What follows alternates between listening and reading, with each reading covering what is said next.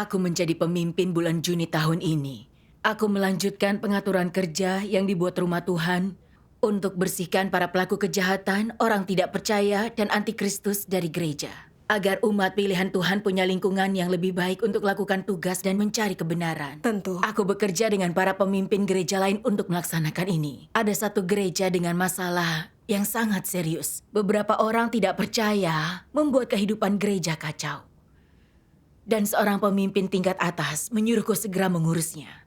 Tak lama, dia menindaklanjutinya denganku. Situasinya belum selesai kuevaluasi, jadi belum ada kepastian. Melihat masalah ini tidak ditangani dengan cukup cepat, membuat pemimpin itu cemas dan dia sedikit marah padaku. Aku khawatir melihat dia tidak terlalu senang dengan pencapaian tugasku. Akankah dia berpikir kualitasku tidak cukup untuk melakukan pekerjaan itu? Aku pikir, aku tidak boleh buang waktu, harus kuselesaikan masalah itu, agar dia tidak kecewa. Aku juga punya keadaan yang sama. Saat tak capai apapun dalam tugasku, aku takut terlihat buruk oleh para pemimpin. Jadi ingin kuselesaikan sesuatu secepat mungkin untuk menyelamatkan citraku di mata mereka. Tepat. Aku ingin selesaikan dengan cepat. Tapi masalah di gereja itu rumit sekali. Pemimpinnya baru saja terpilih. Semua orang di gereja tak dikenal dengan baik, jadi penyelidikan lambat. Lalu pemimpin tingkat atas itu bertanya lagi tentang kemajuannya. Dan saat tahu itu belum selesai, aku dikritiknya karena bekerja sangat lambat. Kehidupan gereja masih kacau karena orang-orang tidak percaya belum disingkirkan. Jadi dia mendesakku lagi untuk mengurusnya. Setelah dikritik, aku tidak serius merenungkan masalahku sendiri. Tetapi hanya bisa memikirkan cara membalikan keadaan. Aku melihat pemimpin itu sangat fokus pada masalah gereja itu. Jadi apa pendapatnya jika aku tidak cepat menanganinya? Akankah dia berpikir aku tidak bisa tangani tugas kecil itu, jadi kualitasku kurang dan tak bisa lakukan kerja nyata? Aku ingin bekerja dengan baik untuknya, menunjukkan aku bisa lakukan kerja nyata. Jadi aku mulai mencurahkan seluruh waktu dan energiku untuk gereja itu. Menindaklanjuti dan melatih para pemimpinnya dan secara pribadi bicara dengan para anggota gereja yang tahu situasinya. Namun aku berhenti memantau upaya pembersihan gereja lain. Hanya memeriksa cepat dan santai dengan mereka. Suatu hari, aku dapat surat dari saudari Chang. Berkata ada beberapa orang di gerejanya yang harus dikeluarkan. Aku melirik surat itu dan tidak terlalu memikirkannya. Aku pikir, mereka bisa menangani masalah itu lalu melapor kepadaku. Aku lebih mengkhawatirkan gereja yang bermasalah itu dan tidak bisa melapor telah menyelesaikan tugas kepada pemimpin. Saudari Chang menulis kepadaku lagi. Berkata telah berdiskusi dengan rekan kerja dan memutuskan siapa yang harus dikeluarkan dan mengirimiku nama-namanya. Aku tidak mengenal orang-orang dalam daftar itu dan memberikan persetujuan tanpa menyelidiki detail situasinya. Aku hanya tetap sibuk dengan gereja yang satunya. Suatu hari, pemimpin tingkat atas datang dan bertanya kenapa saudara Wang dikeluarkan. Dia adil, menjunjung pekerjaan Rumah Tuhan dan orang baik. Dia melakukan tugasnya dengan baik. Kenapa dia dikeluarkan dari gereja? Sesungguhnya aku tidak tahu harus berkata apa. Aku tidak kenal saudara Wang atau bagaimana perilakunya. Aku hanya ingat namanya ada di dalam daftar saudari Chang. Lalu pemimpin bertanya tentang perilaku orang lain yang telah dikeluarkan. Dan aku sama sekali tidak tahu tentang itu. Aku bahkan tidak mengenal nama mereka. Jadi ku bilang aku tidak tahu, aku tidak mengenal mereka dan itu keputusan saudari Chang. Aku tidak terlibat seolah-olah itu tidak ada hubungannya denganku. Dia menanganiku lagi. Bertanya kenapa saudara Wang dikeluarkan jika keadaannya baik dan menjunjung pekerjaan Rumah Tuhan, serta apa aku punya prinsip. Dia bertanya kenapa kau tak awasi para pemimpin gereja mengusir orang-orang. Kenapa kau biarkan mereka bertindak sekehendak hati? Menghadapi berbagai pertanyaan, hatiku yang mengeras mulai sedikit terbangun. Aku bertanggung jawab atas proyek itu.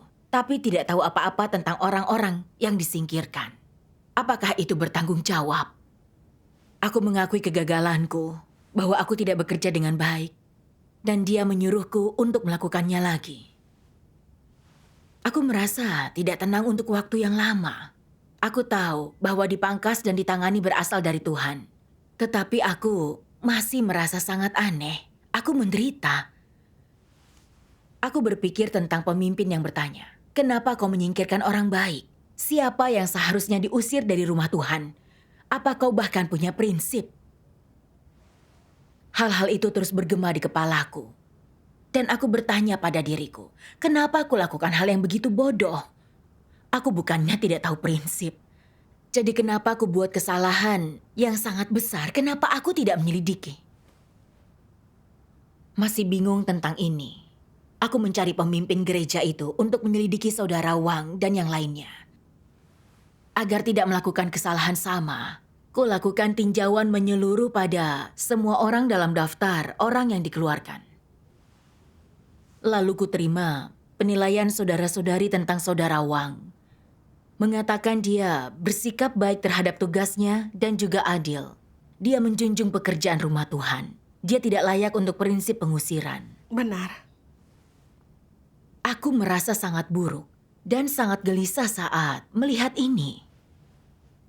Aku telah mengusir orang yang sungguh percaya kepada Tuhan. Dan meski saudari Chang telah menanganinya, aku pemimpinnya. Akulah yang melalaikan tugas dengan tak mengawasi, tak menjadi penjaga gerbang. Iya. Kami mengembalikan tugas saudara Wang setelah itu. Aku tahu dipangkas dan ditangani atas hal ini. Bukan karena itu hanyalah kesalahan kecil, tapi aku harus sungguh merenungkan diriku. Lalu aku berdoa kepada Tuhan. Ya Tuhan, dilaporkan oleh saudara-saudari, lalu dipangkas dan ditangani pimpinan, adalah penghakiman-Mu yang benar. Dan ada pelajaran yang harus kupetik. Tetapi, aku tidak yakin apa itu. Tolong cerahkan aku, agar bisa dapat pemahaman yang benar tentang watak rusakku. Amin. Lalu, suatu hari aku berbagi yang kualami dengan beberapa anggota gereja lain. Ku beritahu mereka, ku kerahkan seluruh energiku pada gereja yang ditanyakan pemimpin itu padaku, dan mengabaikan gereja-gereja lain. Aku gemetar saat mengatakan ini. Membuat kesalahan besar dalam pekerjaan pembersihan bukan hanya kelalaian sederhana dalam tugasku. Tapi aku hanya memedulikan reputasiku dan motivasiku dalam tugas keliru. Saat itu, aku ternyata mulai sadar akan watak rusakku. Lalu aku menonton video pembacaan firman Tuhan. Ayo kita menontonnya.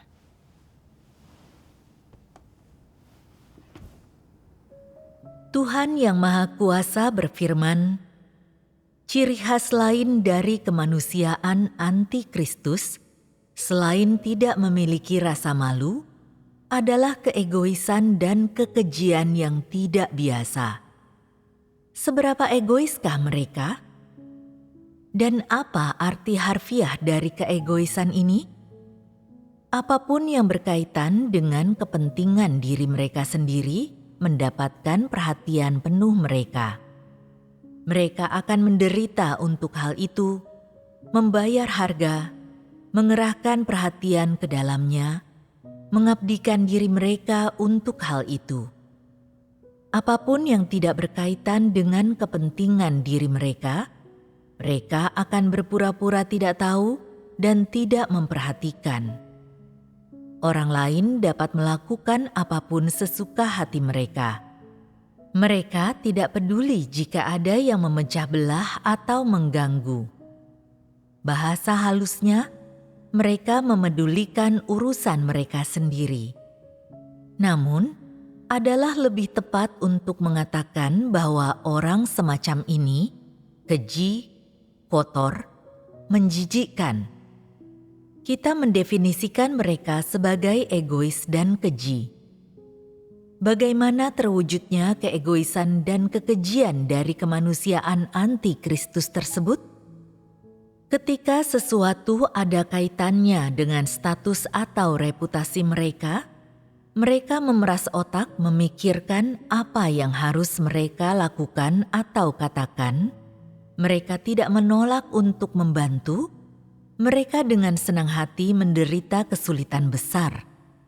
Namun, terhadap apa yang berhubungan dengan pekerjaan rumah Tuhan dan prinsip, bahkan ketika orang jahat mengganggu dan mencampuri, serta melakukan berbagai macam kejahatan, dan benar-benar memengaruhi pekerjaan gereja, mereka tetap tidak tergerak dan tidak peduli, seolah-olah hal ini tidak ada hubungannya dengan mereka.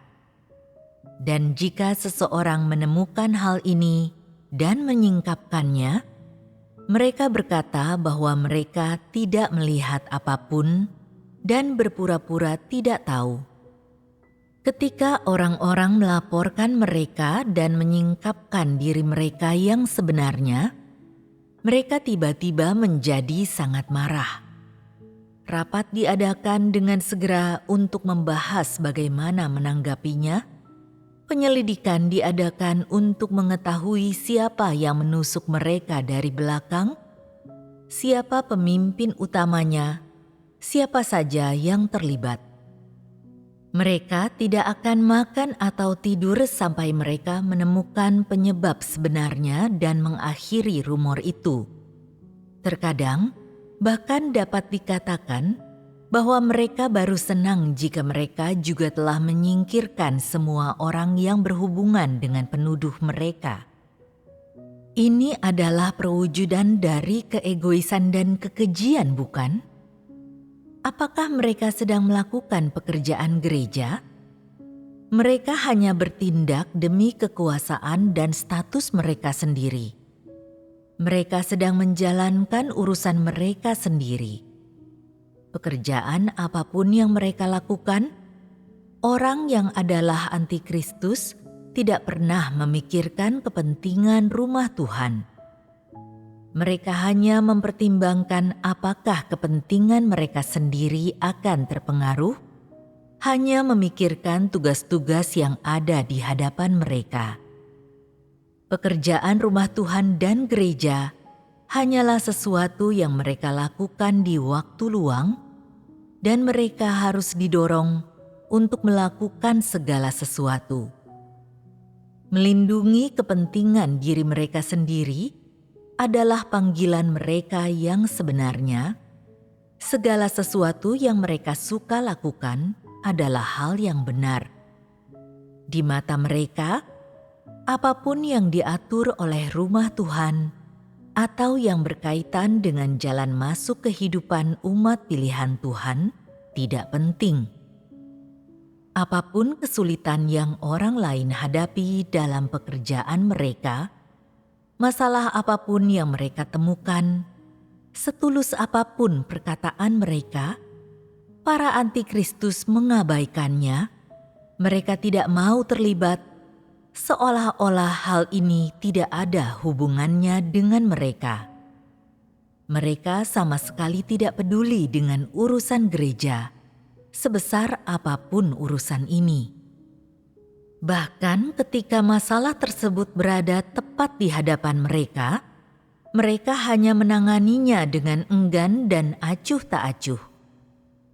Hanya jika mereka langsung ditangani oleh yang di atas dan diperintahkan untuk menyelesaikan masalah, barulah mereka akan dengan enggan melakukan sedikit pekerjaan nyata dan memberi kepada yang di atas sesuatu untuk dilihat. Segera setelah itu, mereka akan melanjutkan urusan mereka sendiri. Terhadap pekerjaan gereja, terhadap hal-hal penting dengan konteks yang lebih luas, mereka tidak tertarik, melalaikannya. Mereka bahkan mengabaikan masalah-masalah yang mereka temukan, mengelak ketika ditanya, hanya menanggapinya dengan sangat enggan. Ini adalah perwujudan dari keegoisan dan kekejian, bukan? Selain itu, apapun tugas yang mereka laksanakan, yang mereka pikirkan hanyalah apakah itu akan meningkatkan penampilan mereka atau tidak. Selama itu akan meningkatkan reputasinya, mereka memeras otak agar menemukan cara untuk belajar bagaimana melakukannya, bagaimana melaksanakannya. Satu-satunya yang mereka pedulikan adalah apakah hal itu akan membuat mereka menonjol atau tidak. Apapun yang mereka lakukan atau pikirkan, mereka hanya memikirkan diri mereka sendiri. Dalam sebuah kelompok, apapun tugas yang sedang mereka laksanakan, mereka hanya bersaing untuk memperebutkan siapa yang lebih tinggi atau lebih rendah, siapa yang menang dan siapa yang kalah, siapa yang memiliki reputasi lebih besar. Mereka hanya peduli tentang berapa banyak orang yang menghormati mereka, berapa banyak orang yang menaati mereka, dan berapa banyak pengikut yang mereka miliki. Mereka tidak pernah mempersekutukan kebenaran atau menyelesaikan masalah nyata. Mereka tidak pernah membicarakan tentang bagaimana melakukan segala sesuatu berdasarkan prinsip ketika melaksanakan tugas. Apakah mereka telah setia, telah memenuhi tanggung jawab mereka, telah menyimpang atau tidak. Mereka sama sekali tidak memperhatikan apa yang dituntut oleh rumah Tuhan dan apa kehendak Tuhan. Mereka bertindak hanya demi status dan martabat mereka sendiri. Ini adalah perwujudan dari keegoisan dan kekejian, bukan? Kemanusiaan mereka dipenuhi dengan keinginan, ambisi, dan tuntutan mereka yang tidak masuk akal. Segala sesuatu yang mereka lakukan dikendalikan oleh ambisi dan keinginan mereka sendiri. Apapun yang mereka lakukan, motivasi dan titik awalnya adalah ambisi, keinginan, dan tuntutan mereka sendiri yang tidak masuk akal. Bukankah ini adalah perwujudan khas dari keegoisan dan kekejian? Amin. Rasanya seperti memegang cermin, menunjukkan semua kerusakan yang kusembunyikan jauh di dalam hati. Keji, kotor, celaka. Semua itu adalah hal-hal buruk yang kutunjukkan dalam tugasku. Selama pekerjaan pembersihan, aku terlihat seperti sibuk. Tapi aku pilih-pilih untuk apa aku menderita. Aku tidak sungguh memikul beban seperti yang Tuhan inginkan. Pemimpin tingkat atas sering menanyakan kemajuan di satu gereja itu. Jika tidak kutangani dengan baik, dia akan melihat tingkat pertumbuhanku yang sebenarnya dan menyesal mempromosikanku. Ingin pertahankan citra yang baik dengannya dan membuatnya berpikir aku bisa mendapatkan hasil nyata. Aku sungguh fokus pada satu gereja itu, bukan hanya menindaklanjuti para pemimpin gereja, tapi secara pribadi mencoba mendapatkan pemahaman dari para anggota gereja. Hasil bagus ingin cepat kudapatkan untuk pemimpinku agar dia menganggapku cakap. Namun aku tidak banyak terlibat dalam proses gereja lain. Dan saat aku melihat daftar orang dari saudari Chang, tak kuajukan satupun pertanyaan. Aku tidak tahu siapa mereka atau kenapa dia ingin mengusirnya. Aku telah gagal dalam pengawasan dan penyaringan paling dasar yang diharapkan dari seorang pemimpin. Tuhan menyingkap antikristus karena egois dan keji, hanya bekerja demi nama dan status.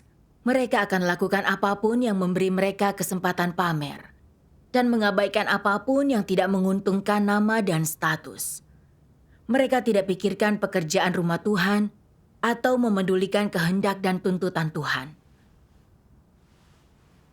Melihat motivasi dan perilaku dalam tugasku, apa bedanya aku dengan antikristus?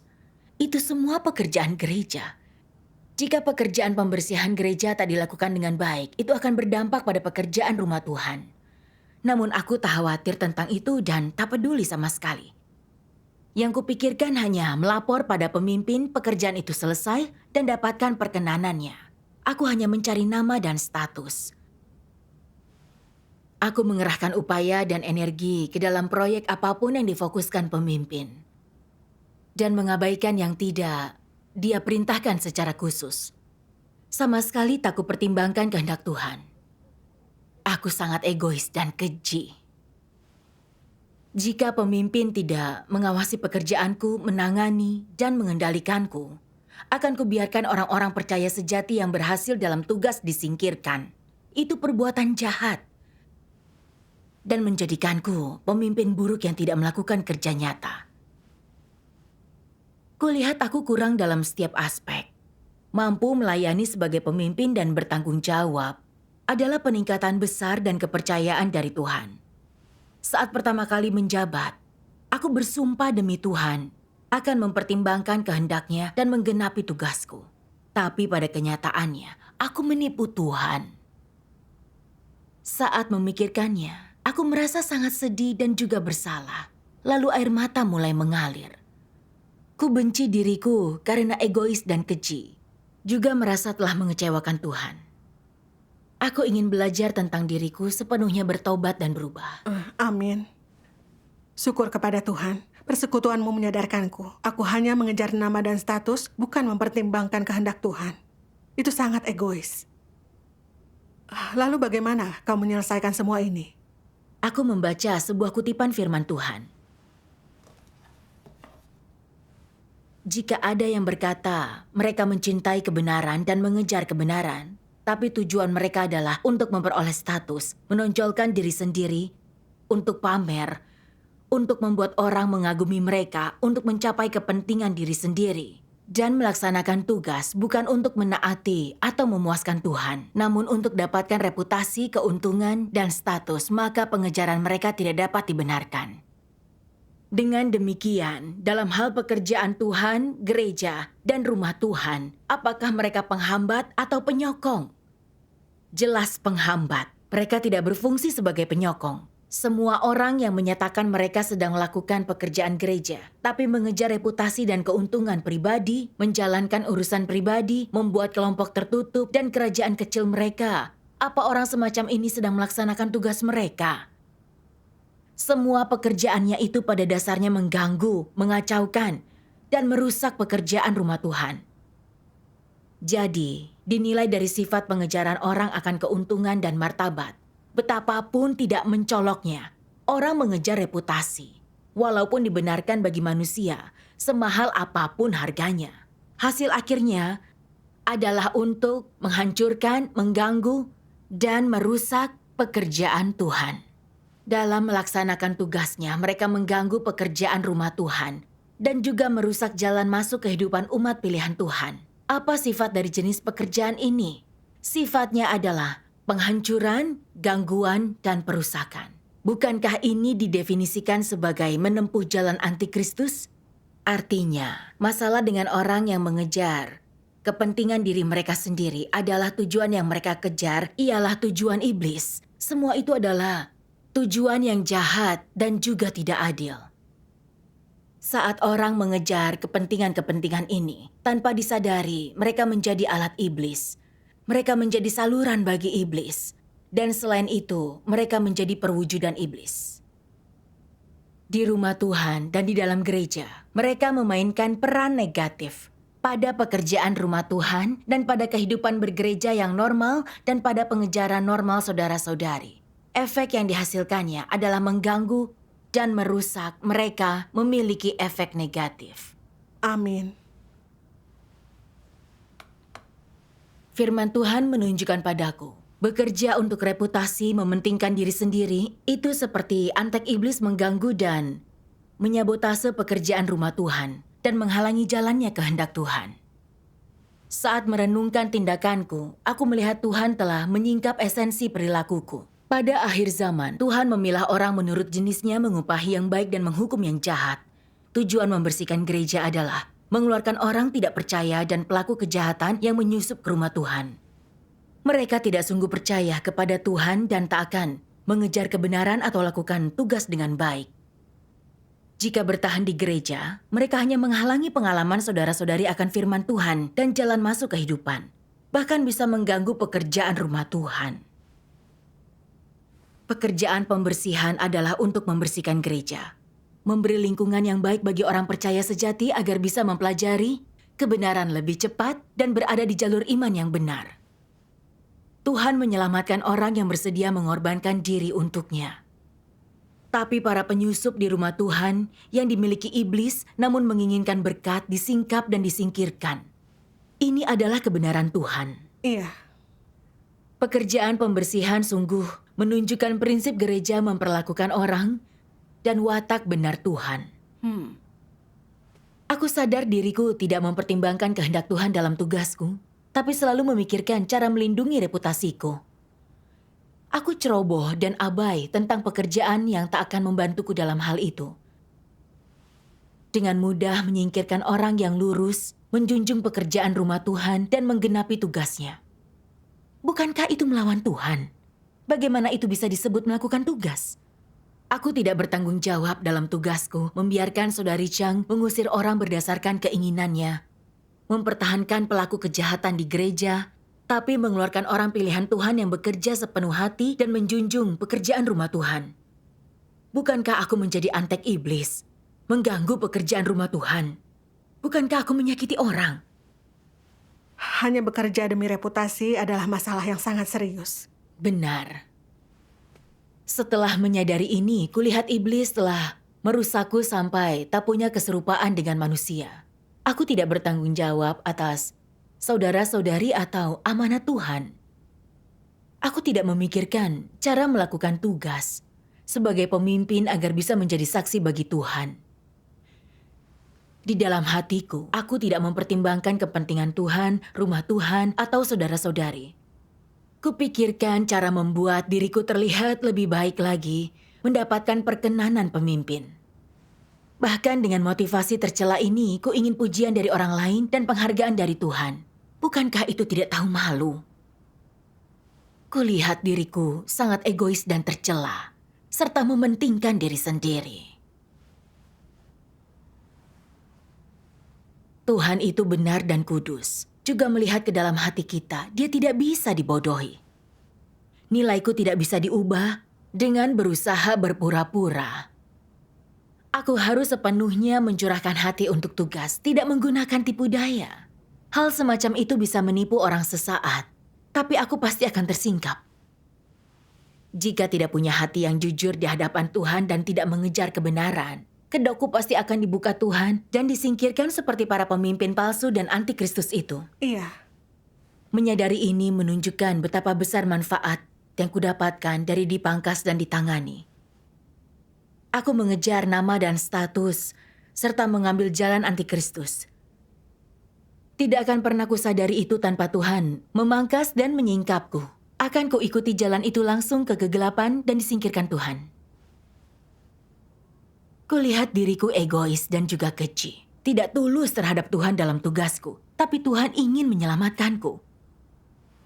Maka Dia menyingkap pelanggaran dan perbuatan jahatku melalui pengawasan orang lain, dan pemeriksaan pemimpin itu membuatku merenungkan diri dan memberiku kesempatan bertobat. Pikiran ini membuatku menyesal dan menyalahkan diri, juga merasa sangat berutang, dan juga bersyukur kepada Tuhan. Aku diam-diam berdoa. Ya Tuhan, kerusakanku begitu dalam dan aku tidak pertimbangkan kehendak-Mu. Aku mengganggu pekerjaan rumah Tuhan. Aku sungguh ingin bertobat dan menerapkan kebenaran mulai sekarang untuk memuaskan-Mu. oh, amin. Amin. Aku membaca firman Tuhan ini dalam saat teduhku setelah itu. Mereka yang menerapkan kebenaran dapat menerima pemeriksaan Tuhan saat melakukan apapun. Saat engkau menerima pemeriksaan Tuhan, hatimu menjadi lurus. Jika engkau melakukan hal agar dilihat orang lain dan tak menerima pemeriksaan Tuhan, apakah Tuhan masih ada di dalam hatimu? Orang-orang semacam ini tidak menghormati Tuhan. Jangan selalu bertindak egois atau selalu mempertimbangkan kepentingan sendiri. Jangan memikirkan status atau reputasimu sendiri. Jangan mempertimbangkan kepentingan manusia, tapi pikirkan lebih dulu kepentingan rumah Tuhan. Dan jadikan itu prioritas utamamu. Pertimbangkanlah kehendak Tuhan. Dan lebih dulu renungkanlah apakah engkau tulus dalam tugasmu, telah sungguh setia atau tidak, sepenuhnya bertanggung jawab, mengerahkan seluruh tenagamu, dan apakah engkau dengan sepenuh hati pertimbangkan tugasmu dan pekerjaan rumah Tuhan atau tidak. Kau harus memikirkan hal-hal ini. Renungkanlah hal-hal ini sesering mungkin, maka engkau akan mudah melaksanakan tugasmu. Jika kualitasmu buruk, pengalamanmu dangkal, atau engkau tidak cakap dalam pekerjaanmu mungkin ada kesalahan atau kekurangan, dan hasilnya mungkin kurang. Tapi engkau telah lakukan yang terbaik. Saat engkau tak pikirkan keinginan atau kepentinganmu sendiri, dalam hal apapun yang kau lakukan, namun selalu memikirkan pekerjaan rumah Tuhan, mengingat kepentingan rumah Tuhan, dan melaksanakan tugasmu dengan baik, maka engkau akan mengumpulkan perbuatan baik di hadapan Tuhan. Orang yang melakukan perbuatan baik ini punya kenyataan kebenaran. Mereka telah menjadi kesaksian. Jika engkau selalu hidup menurut daging dan memuaskan keinginan egois, orang semacam itu tidak punya kenyataan kebenaran. Ini mempermalukan Tuhan. Amin. Amin. Syukur kepada Tuhan. Firman Tuhan sangat jelas tentang cara melakukan tugas kita. Benar. Ini menunjukkan kepadaku, orang percaya sejati yang menerapkan kebenaran bisa menerima pengawasan Tuhan. Mereka tidak ingin dikagumi atau menyenangkan orang lain, atau mengejar nama dan status, tapi mengutamakan pekerjaan rumah Tuhan, melindungi kepentingannya, dan mengabdi pada amanat Tuhan. Inilah tugas makhluk ciptaan. Inilah cara mendapatkan pekerjaan Roh Kudus, serta bimbingan dan berkat Tuhan. Amin. Amin. Aku telah hidup dengan natur iblis, mengejar nama dan status, mengganggu pekerjaan rumah Tuhan, meninggalkan noda dan utang kepada Tuhan. Aku sungguh melihat betapa egoisnya aku mencari reputasi demi keuntunganku sendiri, dan aku berada di jalan antikristus melawan Tuhan. Sungguh ingin kuubah sudut pandangku yang salah tentang pengejaran, dan bisa hidup di hadapan Tuhan dengan hati yang murni dan jujur. Apapun pendapat pemimpin tingkat atas dan orang lain tentangku, aku siap mengerahkan seluruh upaya dan melakukan tugasku dengan sungguh-sungguh. Amin. Syukur kepada Tuhan. Dalam tugasku sejak itu, proyek apapun atau gereja manapun, aku bekerja untuk menggenapi tanggung jawabku dan juga mengikuti prinsip. Bukan memperhitungkan proyek mana yang akan membuatku terlihat bagus atau mendapat pujian pemimpin. Aku merasa jauh lebih santai dalam tugasku. Dan saat menunjukkan kerusakan, secara sadar bisa kutinggalkan. Belum lama ini, pemimpin memintaku fokus kembali pada pekerjaan penyiraman dan lebih sedikit melakukan pekerjaan lain. Saat pikirkan cara menangani pekerjaan penyiraman dengan baik, ku dengar ada yang menyebutkan masalah sebuah gereja. Aku bimbang. Haruskah kuperiksa itu dan mengurusnya? Masalah itu akan butuh waktu untuk dipahami, jadi menghabiskan waktuku di sana berarti mengabaikan pekerjaan penyiraman. Pemimpin ingin aku fokus pada itu. Jika tidak membuat kemajuan untuk sekarang, akankah aku terlihat tidak kompeten? Aku berpikir untuk mengirim orang lain menangani masalah di gereja itu. Aku merasa tidak tenang begitu memikirkan itu. Semua itu pekerjaan gereja dan juga tanggung jawabku. Jadi jika hanya kulakukan yang diatur pemimpin dan abaikan pekerjaan lain, bukankah itu hanya mencari reputasi seperti antikristus atau pemimpin palsu? Jadi aku mencari seseorang yang akrab dengan situasinya untuk menyelidiki keadaan. Dengan usaha itu, aku melihat bimbingan Tuhan. Dan mendapati masalah di gereja itu jauh lebih buruk daripada yang kudengar. Aku pergi dengan pemimpin lain untuk mengurusnya. Kami mengeluarkan beberapa orang tidak percaya yang mengganggu dan memberhentikan para pemimpin palsu yang sudah tidak bertanggung jawab dan gagal lakukan pekerjaan nyata. Melihat para pelaku kejahatan yang mengganggu itu dikeluarkan dari gereja dan mengetahui kehidupan gereja tak akan kacau lagi, membuatku bahagia. Syukur kepada Tuhan. Sekarang, aku bisa bersahaja dalam tugasku tanpa mengejar nama dan status. Ini semua berkat dihakimi, dipangkas, dan ditangani oleh Tuhan. Amin. Syukur atas penyelamatan Tuhan. Amin. Syukur kepada Tuhan. Kita akan diberkati oleh Tuhan kalau kita melakukan tugas dengan hati yang tulus. Benar.